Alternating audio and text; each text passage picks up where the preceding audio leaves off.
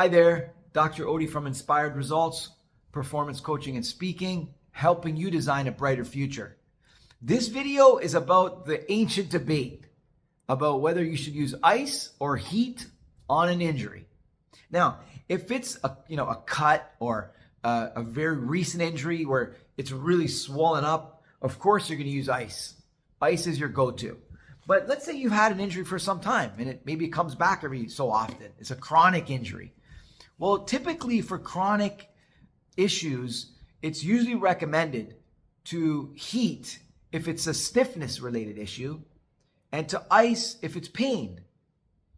Well, the truth is ice and heat both help with inflammation, and heat does help more with stiffness. But here's what I want you to think about so you can figure it out for yourself. It's very simple. So I know there's a group of doctors that'll say ice is the go-to for back pain and neck pain, and others will say, no, heat is the go-to.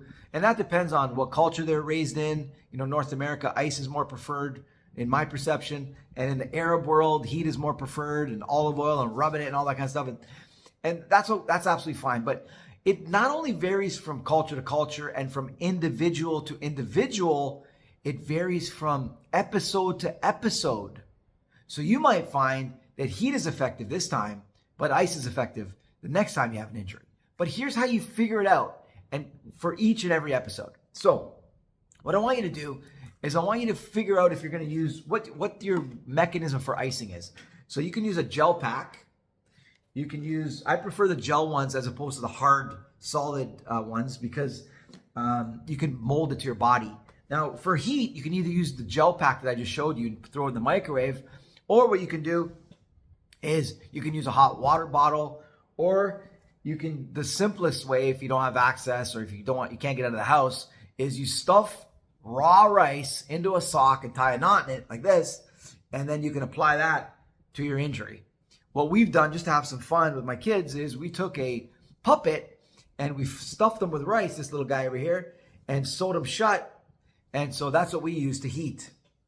Okay, so here's how you apply this ice heat protocol to figure out for yourself what's best. Let's say you have neck pain. What you do is choose your preferred ice or heat option. So let's say you want to stick with heat. So you take the heating pad, you put it on your, or the heating dog, puppy, and you put them on your neck for a 15-minute duration, 1-5. Then you take your ice pack that's dripping with water over here, but then you take your ice pack and you put it on your neck for 15 minutes. That's called one round. So 15 minutes of heat, and then 15 minutes of ice. Doesn't matter which one you start with. That's one round. Do it a second time, 15 heat, 15 ice. A third round, 15 heat, 15 ice, and you're done. Now, after that trio of ice and trio of heat, then you're going to know, all right, this time heat is working better for me. Maybe it's more of a muscle spasm, so that's why heat's better.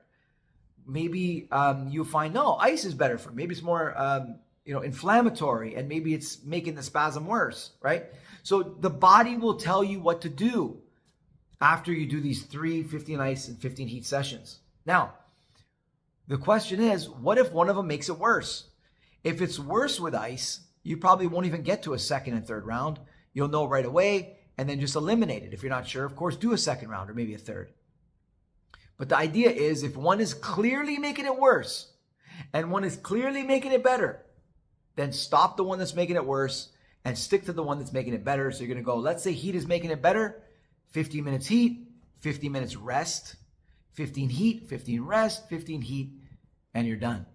Now, how many times can you do this? Well, what I found is if you're not really finding it that effective, you're probably not going to do it more than once a day. That maybe just 15 ice, 15 heat, and that's all. I would recommend doing it at least 15 ice, 15 heat, 3 rounds. And if you find that it's very effective, you're probably going to do it a lot more. But here's how you can structure it. Go 15 ice, 15 heat 3 times in the morning, 15 ice, 15 heat 3 times before bed, and in between you can throw in maybe 1 or 2 sessions. Okay? This is especially important if you're the kind of person who doesn't like to medicate. I'm not a big fan of medicating because it can actually turn off your pain signal to the point where you don't really know what you should and shouldn't avoid. All right. And so you might be sitting longer than you should because it's numbed the pain. Anyway, that's the simple way of figuring out what's better for you, ice or heat. If you found this valuable, if you have any comments, please reach out. If you want to ask me personal one-to-one advice, also I'm available for that.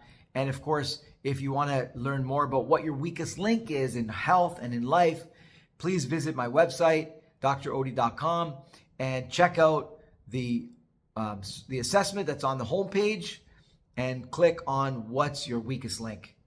All right. Hope you found this incredibly valuable. Hope it made a really big difference and can't wait to talk to you in the next video. See ya.